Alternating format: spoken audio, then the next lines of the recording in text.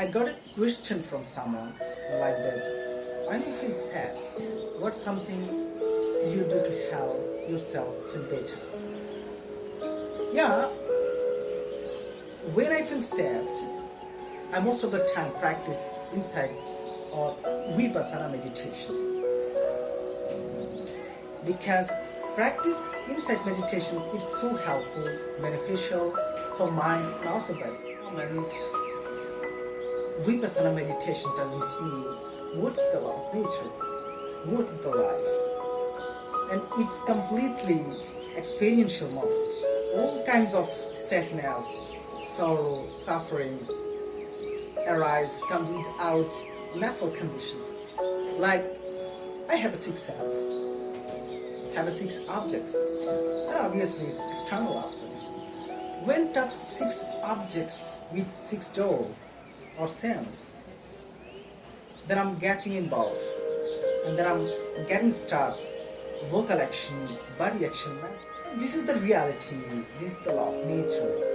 This is the ultimate. It's completely absent destiny, God, spiritual power, etc. My eyes, ears, nose, tongue, body, mind. All the time, always generating, craving, aversion, ignorance. Sin generating in my eyes. Sound generating in my ears. Smell generating in my nose. Taste generating tongue.